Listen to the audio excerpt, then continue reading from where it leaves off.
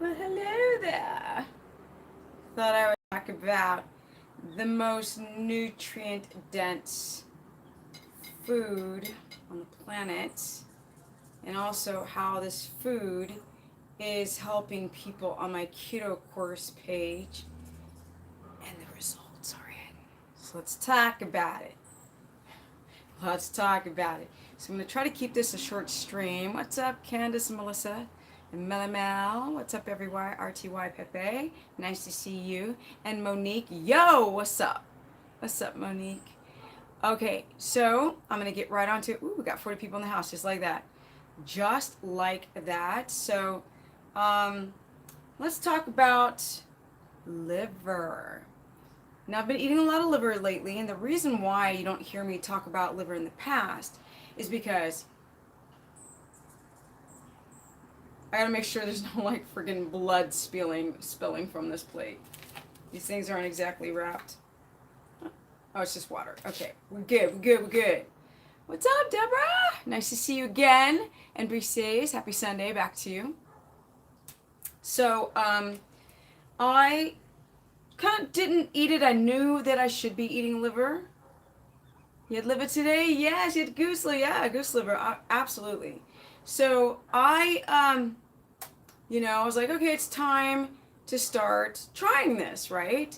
Because every single person I talk to, like in my everyday life or in my consultations, they're like, oh my God, so disgusting.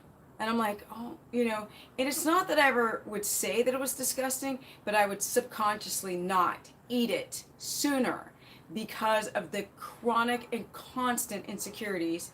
And I call them insecurities because people are like, I just gag. And I was like, okay, so I spoke about this on my keto course page. Yes, I have a keto course page. I'm about to upgrade this thing like you have no idea. And I've been running it for almost 2 years. And Deborah also is on that page, who's my moderator here on YouTube.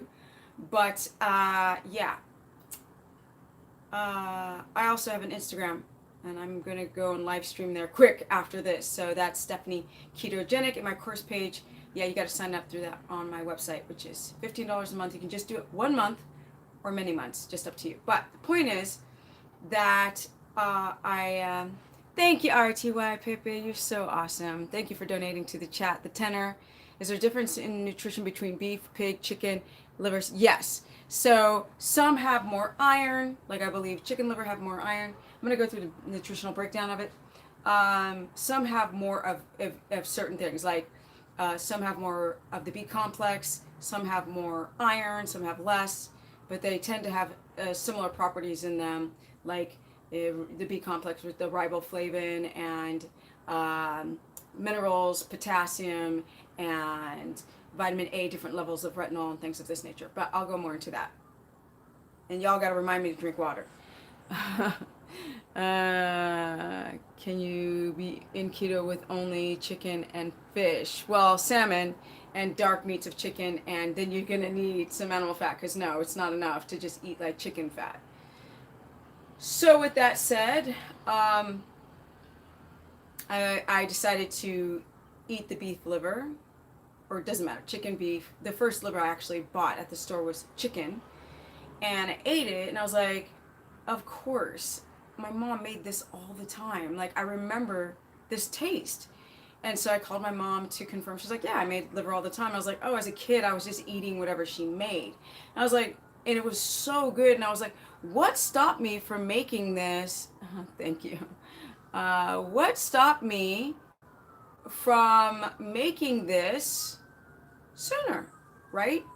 So I'm kind of pissed that I've been on the internet for so long, for 10 years, doing keto for 11 years, and I haven't been talking about the liver until now. So that just proves to you that what I said last year might change this year, or I might add more things. So I see we've got 92 people in the house, 94 already, and if you guys don't mind liking up the stream, you just collapse the chat. So you got to go to the right corner, collapse the chat, hit the thumbs up button, and then reopen the chat. And that helps to bring more people to this humble channel, because as you guys know, because I don't use salacious clickbaity things, if they are clickbaity, it's very soft, to try to bring people And yes, my ma, Deborah, she's that too. Terminator of the trolls. She says to like up the chat, collapse the chat window, hit the thumbs up, then reopen the chat window to join the chat. So here we have liver. I don't want to, it's beef liver. And I got it from Gelson's here in LA. And I went and bought, like, there was only about 6 or 7 left. I bought them all. I was like, because I don't want to drive all over LA to get this liver. So I started eating it, and instantly, people, everything felt better. Like my nails felt harder, my hair definitely felt fabulous, more soft. My menstrual cycle, my iron levels, like it was amazing. It is amazing. So I decided to tell people on my keto course page, because I test things out on myself first, and I was like, you guys might want to give this a try. So today I had a live stream on my keto course. It was so cool how a woman was saying that she was having thyroid symptoms, her hair was shedding, and then she had what? Liver. And I kept reading her comment wrong, and she was saying my hair is shedding less since I've started eating liver. So I thought I would talk about it today. And I thought I would go to Chris Kresser's site, and he's got the breakdown of liver in comparison to other nutrients.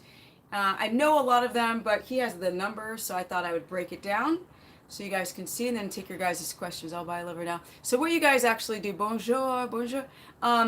What you guys need to do is actually just, if you have a difficulty digesting it, but a lot of it's psychosomatic. A lot of you guys hear like it's so bad, or your parents prepared it wrong, and then when you have it now, you have this sort of, it has this aftertaste, and I'm so tweaked out by it. But obviously my mother did a good job of cooking it, because when I ate it today, this is my #1 favorite meat. I'm eating all types of meat. I'm eating lamb more on occasion because it's kind of expensive, especially beef, lamb liver. Beef heart and eggs and salmon and what else? Salmon, chicken. Kind of bored of chicken, to be honest. I have ribeye in my freezer. Ground beef. I think that's pork. You're the most helpful for my keto choice of life. Thank you. Yes. So you can make it into a pate, or to be honest, you guys, come on. Just make a beef patty. Grind this up, or have your butcher do like a mixture of, your butcher can do beef heart, liver, and then ground beef. You don't even taste it. Especially if it's all ground up and you spice it. You make a burger out of it. You don't taste it. In fact, I kept telling people to do that. I was like, I need to try that to see if you can taste it.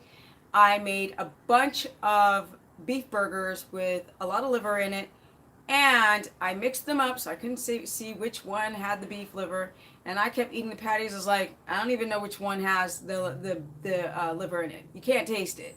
So this is what you need to get on. So let's break down the nutritional breakdown and why this is so good on keto, especially, right? Right, because you get the gain. Look at it, you get the gains. I'm telling you, 51 years of age. I always have to remind people, because the problem with me is that a lot of people think that I'm in my early 30s, and so when I talk, they don't listen. And then I'm like, no, I'm older. Like, great example, I was at the gym last week. This older woman's talking to me, and she's just cranky, annoyed. And I noticed that a lot of older women will look at me like, oh, who is she? And I'll be walking in like this, and I said, okay, this woman clearly thinks that she's kind of being rude to me. And so I said, well, as we get older, she's like, older? You're not older. And I was like, yeah, I'm 51. She's like, everything changed from that point on. She actually listened to me and wasn't going to listen to me until I said my age. So I just want to remind people that I'm not in my 30s. I'm in my 50s. And some people try to say that I'm an old lady, and I love every minute. I was talking to one of my millennial friends, and he was like, it would suck to be your age. I was like, no, it sucked to be your age, bro. But let's get down to the breakdown of the liver. So don't forget to like up the stream, because we almost got 100 people in this chat and we only got 48 likes. So let's get the likes up as I break down the nutritional breakdown of liver, right? And let me see if this is beef liver here on this. I don't think it says beef liver, but I'm going to break it down anyway. This is my hair loss slowing, and I have so much energy and have the greatest mood today. Ah, that was you. Erica's like, that was me. Erica has less hair loss, and she's got more energy. And incorporating the liver into her keto, or just even if you don't do keto, this is the way to go, people, because it's the most nutrient food on the planet. It seems gross, but we're too sterile of a society. We're not used to, you know, fresh slaughtered. We just go to the supermarket and buy this, so we kind of get freaked out, and it's time to get over that. I use lightly fried chicken livers mixed with bone broth and blender. Perfect creamy consistency makes the perfect warm soup on a cold day. Yum. Exactly, Sherry. Exactly. What's up, Mark? Okay, equal amounts of cooked liver and butter, salt, pepper, herbs blended till smooth, refrigerate until hardened. And RT Pepe, I just want to harden the fact that people are sensitive to some of the herbs. So, but yes, if you have no sensitivity, no histamine intolerance, yes, definitely. Okay, I mentioned Butcher Box meats. I'm curious. They claim to be grass-fed, organic. Do you know about them? Yes, of course. They sent me a box to review it, and not all of their stuff is grass-fed. It's kind of like, you know, I think it was cool that they sent me a box. Actually, they sent me two boxes, because one of them got sent to me without signing for it, so it stayed downstairs rotting. Second box, anyway, got the box. Not all their stuff is grass-fed. I prefer grass-fed meats, beef. So therefore I tend to go more towards U.S. wellness meats. But let's see here, remember that. Okay, I'm going to put this down because I'm about to cook this later. You know, I've done a live stream making liver before, so I just want to explain this before I put the liver away. What you can do so it doesn't turn green is to marinate it in butter for at least an hour. Just get butter, melted butter all over it, because when it'll turn green if you pan fry it. And that is because of the iron. The iron is coming out of the meat when you cook it, and it looks literally like mold. It's not harmful, but if you don't want to see green meat, then just marinate it in butter, plus it gives it a great taste. And then I pan fry it on low temperature. I've cooked all my meats on super low temperature with butter. And you can use spring onions and spice it. Luckily, I don't have any problems with the salicylates and herbs, any lectins, any anti-nutrients, so I can spice it up pretty friggin' amazing and serve to go without having to mix it with beef. So just pan fry it, let it marinate in butter so it doesn't turn green, plus the butter gives it a great taste. And it is the most nutrient-dense food on the planet that helps your keto adaptation. Now, the reason why I say that liver is the most nutrient-dense food is because a lot of you have thyroid symptoms, hypoglycemic symptoms, you have inflammation in the body you can't detect, you have people have got menstrual issues, men, you have low T. This is a great source of protein. So let's break down the nutrition in this mother sucker. You put this on the counter and get my computer out, so I don't fake to remember all these things here. So we get a swag of water here, guys, as we get ready to break down liver and why it's so good, especially on keto. Now, the reason why I talk about liver and I talk about things like oil pulling, right? Oil pulling with coconut oil and stuff like this is because a lot of you guys got issues. We all got issues. So when then you just try to go straight into a keto diet, people start to have more issues. Someone said on the course page today, you know, how long should I do keto and not be adapted before I give up because I don't want to damage my body? And I was like, I need to know more background. I need to know more details. What types of food? What quality of food? Are you doing organic, non-organic, grass-fed, pasture, corn, GMO-fed, whatever, glyphosate, latent? Do you have any prior health issues? Because we need to go and prescribe the food that's going to stabilize your immune system the most, which is why I'm doing this liver stream, which is super important. It's not a joke, people. So, oops, look at me trying to swipe my screen. This is not a one of those tablets. Okay, here we go. So we have apples. I'm going to do the comparison: apples, carrots, red meat, beef liver. So with calcium in apples is 3.0 milligrams of calcium in an apple, 3.3 in carrots, 11.0 in red meat, and also 11 milligrams in beef liver. So I'm not going to do all of them, or maybe I will. Phosphorus, okay, so in apples there's 6.0 milligrams, carrots 331 milligrams. In red meat, it's 140 milligrams. And in beef liver, we've got 476 milligrams of phosphorus. Now let's get to the magnesium. So you guys can just even understand what's in plants and what's in meat in these, like these types, these carrots, red meat, and beef liver. So magnesium is a big one. And a lot of you guys lose a lot of magnesium through a drop of a lot of water via the kidneys. And when you drop a lot of water because you cut out the carbohydrates, which hydrates the cells, then you lose a lot of electrolytes with that, which is, of course, the reason why a lot of you guys develop headaches because of electrolyte loss and also constipation on keto. So we got that out of the way. All right, so we don't realize that there are these minerals. So we've got magnesium, which has 4.8 milligrams in an apple, 6.2 in carrots, 15 in red meat, and 18 in liver. So liver is already winning the race. So what portion do we use of what? Of liver? You don't use vegan butter or coconut oil. They're not ketogenic. Now, coconut oil I like for the lauric acid, but it doesn't help you adapt. I've already tested that. Thousands of clients cannot adapt on coconut oil. Sorry, guys. Nor MCT oil. But with that said, I've got videos saying to take all this stuff to adapt. And then when people were not adapting, I was like, oh, maybe not. Maybe we should switch to the animal fats and use lauric acid benefits in coconut oil for different reasons other than trying to keto adapt. But with that said, potassium. Now, potassium is a super huge problem for people who do a ketogenic diet. Again, with their electrolytes, potassium is an electrolyte, it's a mineral. People lose it. Again, the kidneys dump a lot of water.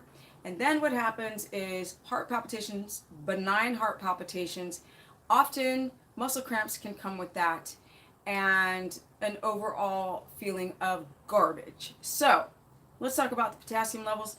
Now, the recommended potassium has been quoted at 4,700.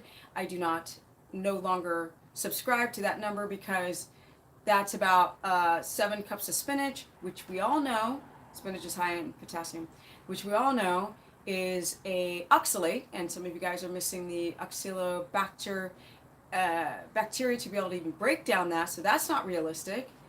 Okay, I'll answer the oil pulling in a minute, y'all. I'm talking about liver right now. Jeez. I feel like you guys are little birds in a nest. Like, feed me what I want. I'm like, no, wait. Are your dog following you around the kitchen? Like, no, hold on, patience. I will talk about the MCTs and the LCTs in a second. So, we got potassium. So, in an apple, it's 139 milligrams. It's 222 in carrots, 370 in red meat, and 380 in liver. So I'm now having people do about 1,000 to 2,000 milligrams of potassium, dietary potassium, obviously, rather than, which means I'm not including no salt and things of this nature, rather than,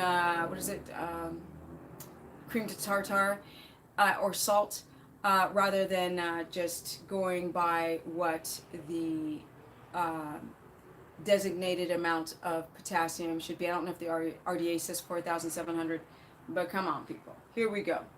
Iron. So it's got 0.1 in an apple, 0.6 in carrots, 4.4 in red meat, but it's got 8.8 milligrams.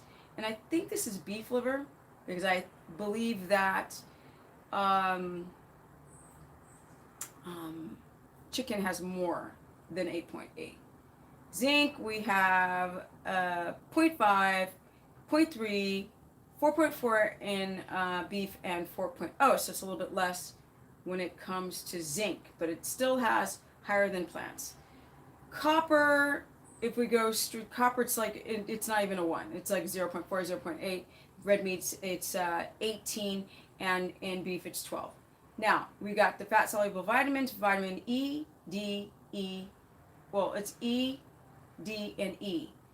It doesn't say A and K here. So, which there is K definitely in liver. So, we have none in apples, none in carrots, 40 IUs in red meat, and 53 1,000 in beef liver, vitamin A. That's a lot, which people are really afraid. So based on everybody else and all the research I've done, it seems like the problems with retinol coming from supplementation might be a problem with people's liver, but all the research I've done, people don't seem to have a problem eating this high vitamin A from liver, dietary, like straight from the liver. I mean, our body is a great pharmacy. Once man starts to hydrolyze and break down and chemically activate and chelate supplements in concentration, it's kind of a problem where you're not dealing with proteins, you're not dealing with fats and any other micronutrients or macronutrients. So let's see here. It's got vitamin D. It's got none in these plants, trace in beef, and 63 milligrams in the liver. Vitamin C. So this is what's very interesting, right? Vitamin C. We got 7.0 in the apple. We got 6.0 in a carrot. We've got none in beef, but we've got 20. Now listen to me. I've said this before years ago. The beef liver has a lot of vitamin C. It's got 27 milligrams, over the double, that's in plants. That's vitamin C availability, raw. Okay, so as you can see, we get down to your niacin. It's 10, 60, 4.0 in beef, and 16.5 in liver. So if I go down to the B complex, we got B6, 0.3, 10 in carrots, 0.7 in beef, and 73 in liver. Folate, another one, 8.0, and which is one part of the B complex, I believe. 8.0 in an apple, 24 in a carrot, 4.0 in beef, and 145 milligrams of folate in liver. Biotin, none in there's none in apple, 42 micrograms. Oh, these were micrograms of folate in the plants. My bad. It's all micrograms across the board. So vitamin B12, you have 1.84 micrograms in beef and 1100.3 in liver. So I thought I would go through that. I know that sounds kind of boring for me to go through, but as you can see, this is Chris Kresser's chart, right? And that's the breakdown, if you guys can see that, of liver. And so when we're talking about some of the nutritional deficiencies that people are having on a ketogenic diet, so there's like a sun flare or something. You always gotta show love. Thank you, LaShonda. So with all the problems that people are having doing keto, and there's this guy, what's his name? I don't know if you guys know the guy who's constantly saying that keto will hurt you over time, and he doesn't use the right names. Or if he's doing like vegan reviews, I saw him yesterday call Vegan Gains, he called him Michael or something. I don't know. Okay, I don't get this wrong, botch it. But he doesn't say the real names. He's trying to protect himself. So he called me Susie, keto person, and he used me as a case study. And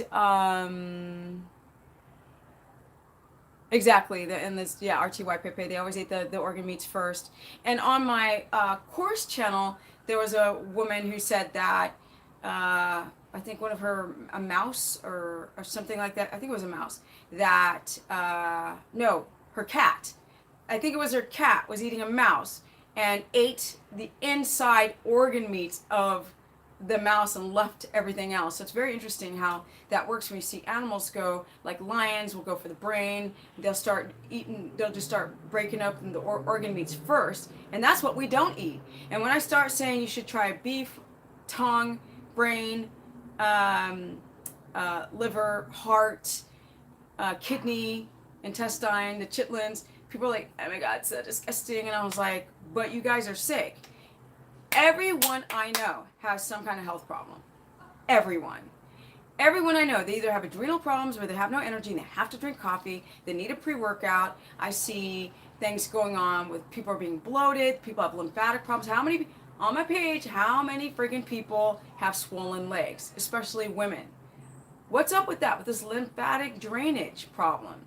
So people don't realize, like, if you have an ache or a pain or inflammation, you're probably deficient in something, or you probably have a weak gut wall or low stomach acid that is making it difficult to get in these nutrients that you get in liver, and then you're not eating foods high in vitamins and minerals, vitamin organ meats, and you're not getting the nutrient density from these organ meats, and then you start feeling horrible doing keto. And that's why I always feel like these studies are so stupid, because they don't put people on an optimal diet and go, and who are at mediocre to optimal health, right? And then we have another group of people who are at horrible health with their A1C, with their insulin, with their inflammatory markers, and with calcium deposits and things of this nature, and high blood pressure. And we'll put them in two camps, and then we'll feed them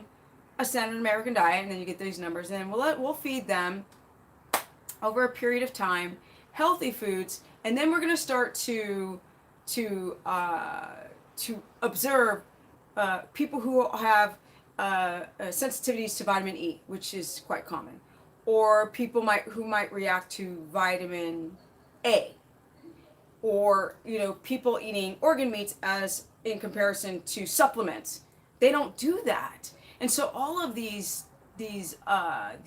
studies are just subjective and anecdotal and kind of useless. So it kind of irritates me. So I'd like people. So this guy was calling me Susie, keto person. And I was like, just say my name, bro. Don't hate. Just say my name. It's Stephanie, keto person, not Susie. And he made me a 25-year-old woman. Now, Susie doesn't, he called me Susie. He said Susie doesn't do like explosive athletic stuff. So that's why she can be on keto for 11 years. I'm sitting here laughing. I was like, if you are not botching who I really am, my name is not Susie, it's Stephanie. I'm not 25, I'm 51. So you have to be careful what you hear from other people, and sometimes you just have to do what is logical. We know the organ meats. I just read off the list of the different micronutrients, the vitamins and minerals in the organ meats in comparison to other sources, and you're seeing that liver is winning across the board. It's like the most important superfood. Yet nobody eats it, and everybody's complaining about how bad it tastes because of some kind of childhood trauma, or because they heard it tastes bad, where it is the number one favorite tasting food in my mouth. Okay. So with that said, I'm going to take your guys' questions. Oops, and get off this business, because you guys are talking about oil pulling and all this weird stuff. Inflammatory is my illness. Exactly. I eat lots of lamb liver and avocado, eggs, butter, and bacon, but I'm getting frustrated. No weight loss at all. Day 17, but I admit I have cheese and coffee daily. Then why? Come on now. You know that's dirty keto. Time for change. How could you call yourself time for change? Are you getting away with that because you said time for change in 2019 as your name? I don't understand. People are like, I've been doing this 17 days. First of all, how many days out of your entire life have you damaged your body? Okay? You think you're going to do keto for 17 days and lose weight? You won't. You think you're going to get lean and you're going to, you're not going to lose your electrolytes, that you are not going to dump a bunch of water, that you're not going to gluconeogenesis, spare the muscle. No, people. No. It doesn't work like that. You can't just have your body burn ketones, create the enzymes to break the ketones, have your body not wanting glucose, and then start keto adapting and see weight loss in 17 days. That's not going to happen. Not where you spare the muscle and you're not gluconeogenic at all. And then on top of those ridiculous 17-day track, which I'm not trying to hate. I'm just trying to be blunt. On top of 17 days, which is ridiculous, thinking you're going to lose weight, then on top of that, you're eating all the wrong foods. I don't understand. Somebody help me understand. Y'all stop being in a hurry. Come on now. Okay, here we go. Bought liver today. Yay, Katie, you did. Don't be scared. Don't be scared. Many times there's sugar in bacon. almost every time. You have to go and ask for smoked bacon, and not only do you have to ask for smoked bacon from a butcher, you have to make sure it's pastured. And then on top of all of that, you have to make sure that it's only cured in salt, if at all. Okay? Because if you go to a normal supermarket, 9 times out of 10, you're going to get nitrates. I have consultations where people are still buying their bacon from like Kroger's. I'm like, did you see if it was nitrate free at least? No. Oh, come on now, people. How do you help the lymphatic system? Okay, so we spoke about this on my course page, you guys. My course page is amazing. The course page is no joke. I don't know why more people don't sign up for it. I got people paying like $400. These people out there wasting their money on these ridiculous keto courses, and this is $15. For real? All right. I don't have my dry brusher right now, but when you guys sit at a desk all day long, you don't have circulation in your upper trunk. For those who stand all day long, Katie, like people who are hairstylists and hairdressers and people of this nature, and servers and people on their feet, you have a lot of things pulled to your leg, blood, fluid.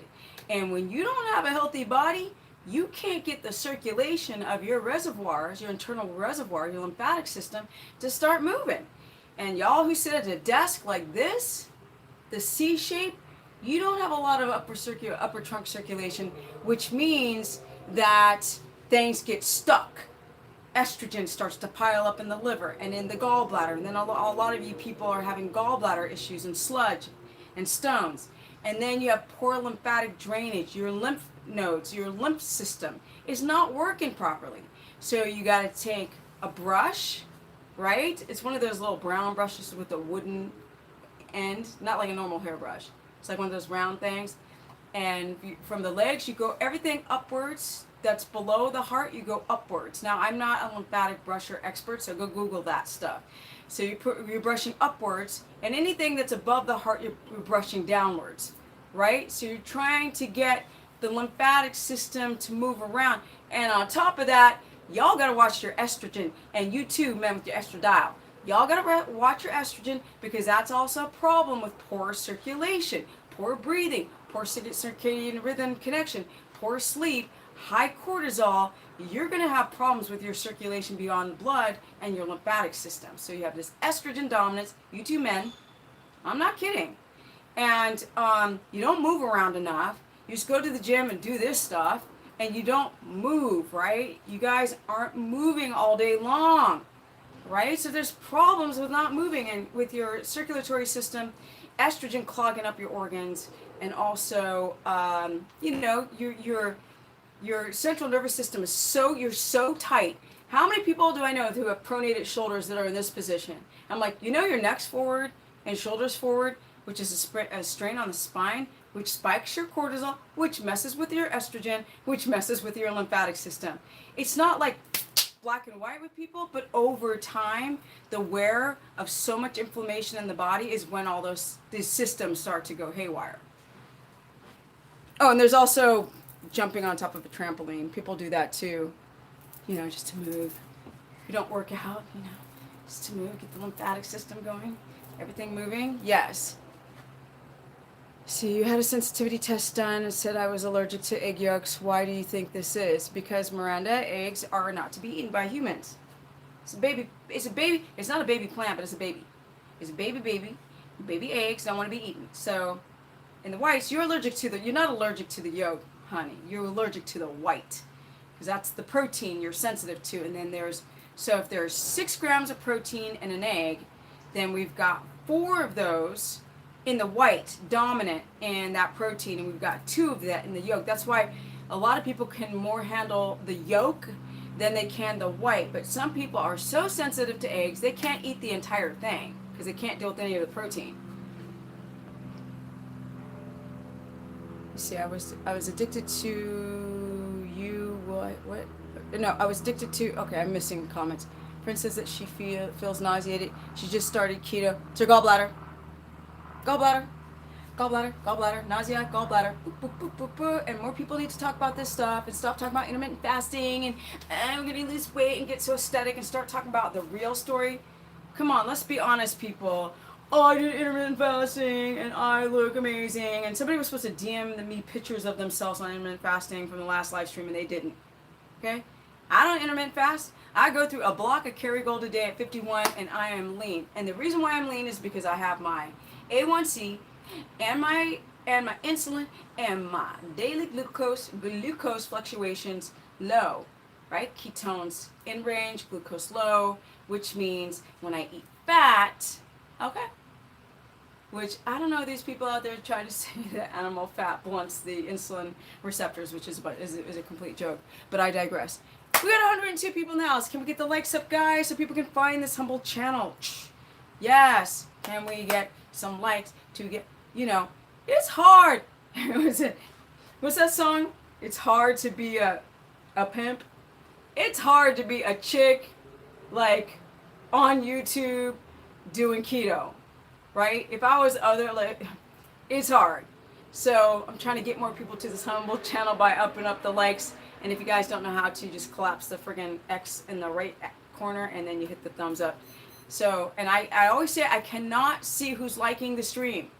So if you're like, I don't want her to think I like her stuff, I'm going to watch, but I'm not going to like her stuff. I can't see, so it's not going to hurt you anyway. And then you guys can see this channel grow. And yesterday, was it yesterday? Wait, today's Sunday? Saturday. Yeah, yesterday. Whew, time. I did a lot of filming. Yes, I did a lot of filming. Because I'm going to start to do better quality produced videos instead of doing everything by myself where it's freaking exhausting. Okay, I was addicted to, you feel so much better if you crack down and just do already, that was my deal. So that means just eating better and cleaner. Stephanie, my cholesterol has gone from 4.5 to 6.7 when I switched to keto carnivore and my triglycerides are 1.8. Is that okay?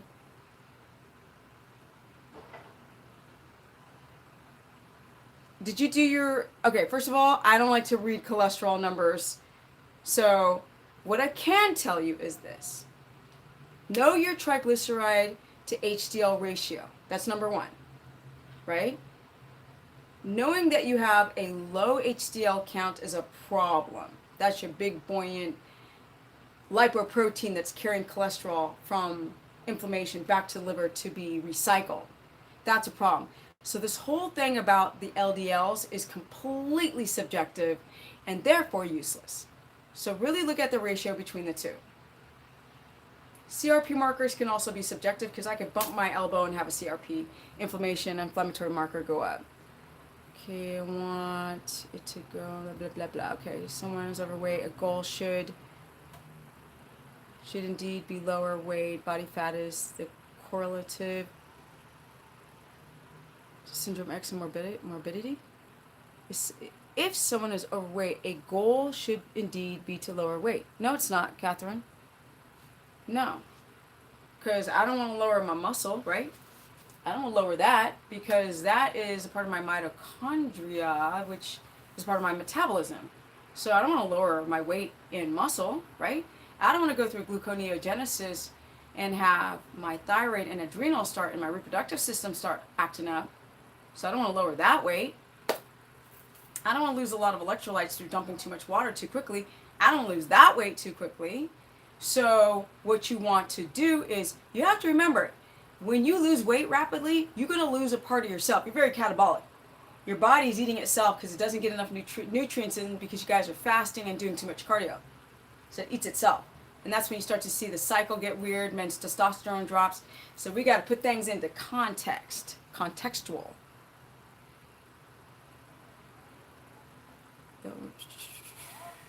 Michelle, sorry, Michelle.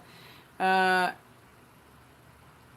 don't know I don't know where you retracted all that stuff, but how about the ones that have had a hysterectomy? Let's talk about the hysterectomy, right? Looking pretty today. Thank you. Just joined. Thank you. Then I got sick. Okay. Let me drink some water because I don't drink enough water, which is why this has got to be a short stream because I'm going to go to Instagram. My Instagram is Stephanie Ketogenic, and I'm going to go to Instagram in like 2 minutes. Ketones are very low. Glucose is 62. It looks like it's that's hypoglycemia with your ketones too low. Adding heavy fats, but I'm trying to lose weight. Michelle, fat doesn't make you fat. It's your blood sugar, and your blood sugar went from high to low. Go get your A1C checked and get your insulin checked. And you also might have a leptin resistance problem and estrogen dominance and lazy fat cells. So if you're trying to lose weight, don't sit and think about the fat that has all the vitamins in it. Think about your metabolically damaged body and fix that first. Think about your sleep. Think about it at night when you become insulin resistant. If you don't sleep well, you're not going to lose no weight. You'll lose muscle. Thank you, Jojo. I believe there is a test to see if you're leptin resistant. That is a yes. Okay, guys. What was I going to do? I can't remember. What was I going to do? I'm going to go over to my Instagram. I just saw now. So we got 104 people. Can we get some last likes up on the stream for this old lady who looks so young, who's so strong and fast? Okay? Because the guy who's like, oh, she doesn't do anything endurance-wise. Come with me skateboarding, brah. Come skate with me for 6 hours. And let's see how long that you last skating with me on vert. Okay?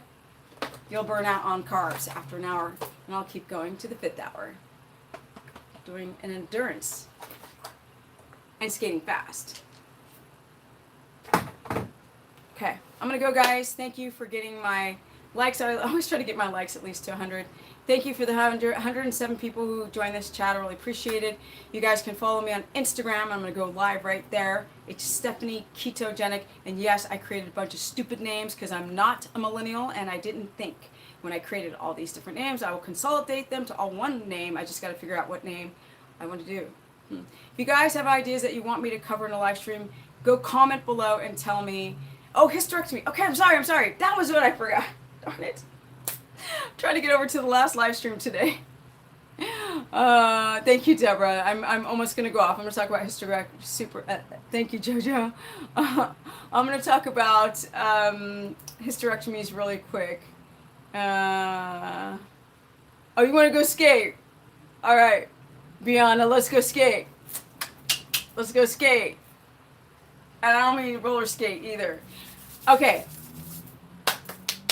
Now, don't even get me started on these poor women who have their uterus removed. Today, the woman I did a consultation with, so yes, I do consultations, and yes, I'm still writing my keto book, so look out for it to come, and I will announce. Don't bug me yet. I will announce. But these are the subjects I'm going to cover, all right? So, a lot of women will have cysts, but some of them have cancer. Okay, so I understand the cancer, and I think that cancer is one of the main reasons why you should have a full hysterectomy. But, yeah, keto book. Yeah, so Sandra, the purines, and so I think that beef liver converts more into purines. I think so. Yeah, if my memory serves me correctly. But the problem with people who've got gout, right, who've got a problem with oxalates, or people who develop stones and all this kind of nonsense, you have a poor system prior, right? You have a poor biliary system prior. You have to think about your whole diet when it comes to dealing with the purines and the oxalates. You also have to consider the quality of food, the glyphosate, the chemicals, the freaking the makeup, the lotion, the deodorant you use when it comes to a poor immune system. So I'm going to say that about that and get back to hysterectomy because that was the point. Because I'm going to go over to Instagram really quick before my knee, crashes out on me. Okay. So, thanks, guys. Okay, so I'm putting my knee up because it hurts. And I'm putting my hand on my hip because I'm sassy. Right. So a lot of women have their uteruses removed because they'll have fibroids. That's like a main one, or endometriosis. Now, by what I've read, it's something like 48% of all women develop fibroids. Some of them are so small, they don't grow, you don't feel them. They're not, they're not pressing on certain parts of the uterine wall. I think it's called it's called pedunculated, which is outside of the uterus, which a lot of people don't even feel those unless they grow into like size of a melon. Pedunculated, subserosal, submucosal, like the wall inner, outer, and sometimes inside the uterus. Pedunculated. And endometriosis, cysts. A lot of women have polycystic ovarian syndrome. They tend to grow cysts, which their diet plays a huge role. A lot of women who've got PCOS tend to have high testosterone, high estrogen, and extremely high blood sugar. So we got to look at their health. Were you breastfed? Do you have a strong gut wall? What's your lifestyle? What's your cortisol level? All this kind of stuff, right? Same thing with the endometrium, the wall. Us poor women, we go through it. This system gets ganked out when we don't eat right and we have too much stress and we're exposed to too many toxins and we don't detoxify, right? So the estrogen builds up in the liver. It starts going through your system. Your liver, kidney, gallbladder starts to be affected by high levels of estrogen, and people start those fibroids go from this size to this size. The endometrial wall mess gets worse. The cysts start appearing more and more and more because the hormones are like this, and the blood sugar is like this, and the toxic exposure is like this, and the ability to detoxify methylate is so poor. And doctors will say, well, we'll just take out your uterus. Simple solution. And we could do partial hysterectomy and leave your ovaries. And what they don't tell you is that the ovaries are also supplied, well, the ovaries have their own blood supply, but they're also, part of their blood supply comes from the uterus. So when women do partial hysterectomy over time, the ovaries atrophy, and you might notice that you get into your late 40s and you're starting to go through menopausal symptoms. And because your doctors are idiots, you don't know that. So a lot of doctors will say, well, just take it out because it's just easier to just take out the whole thing, and it's safer than trying to cut you and do a myomectomy or laparoscopic something and try to take the fibroids out. For example, I'll use fibroids because it's so common, more common than having endometriosis or polycystic ovarian syndrome, or the ability to grow cyst or cancer, a cervical cancer. And so, well, with cervical cancer, they just like to take out the whole thing. But even with cervical cancer, I would do everything that I could to try to, especially the ketogenic diet. As you know, my mom had a glioblastoma, which is the most aggressive brain cancer. They gave her less than 1% of chance of survival, which means like, your mama gonna die, and she's still alive. And this is 11 years later because I started keto with her. But I digress. So the thing I don't like is when, especially with just, let's say with fibroids, they just like to take the whole thing out. But women with fibroids, they bleed a lot. They become anemic. You know, they look pregnant, a pregnant belly, and all this kind of stuff. And I just talked about purines and liver. And then women start to have prolapse of the colon, of the bladder, because actually your uterus is below the belly button. It's there. That's your uterus, women, right there. But up here is where your organs are held up by the uterus. So when the doctors say to take it out, you have a prolapsing effect. Not everyone, but even over time, let's say you're 38 years old and you have a hysterectomy. Over time, you get into your 70s and 80s, and you have a weakened system, and your cells aren't as strong because you've gone through advanced application end product, and cells are dying. Those organs have the ability years down the line to prolapse. You don't take out gallbladders, and you don't take out ovaries unless you have a cyst this big and you're going to die. You don't take out things just because it's a simple solution. You don't take out the gallbladder because you have a stone, okay? You take out the gallbladder when it's so infected you can't spare it. It's got to go because you can die. But if you got sludge or stones, you can do flushes to get rid of those things and have a healthy gallbladder. And you can do things to try to minimize the fibroids from growing, because keto is not going to stop a fibroid. It could potentially shrink it. It could potentially not shrink it. If it doesn't shrink the fibroid, then you might have to go through potential surgical practices. You want to do the least invasive one, which is take this robotic thing and they make cuts through the stomach, and they go in and they can take out the fibroids with more accuracy without cutting the uterus up so much. So my thing is, I don't like to hear all these women have their uteruses removed, and then they start having complications like spontaneous menopause, or premenopause symptoms start coming, or no sex drive. Some still do. You can have a hysterectomy. You can still have sex drive. You can still, but I mean, once the ovaries are gone, you kind of get turned into an old lady in time. It doesn't happen overnight. There's a lot of women who've had hysterectomy and they still look, muscular, but they'll start to notice over time that there's just a layer of fat they can't get rid of. No matter how much they starve themselves, or they did bikini contests, figure 10 years ago, and now they just can't get more lean because they've had a hysterectomy. Sorry to be obnoxious, but how do I get my ketone levels back up? I'm strict keto with everything I eat. Keto testing, been on keto for 8 months. Michelle, you need to go to my course page or sign up for a consultation. Because if I actually spoke to you without everybody else and the loudness of all the comments, I would be able to deconstruct and find out what the problem is right away. It's not hard, guys. This is definitely not hardcore science to figure out why somebody's ketones are low. It's not hard to figure out.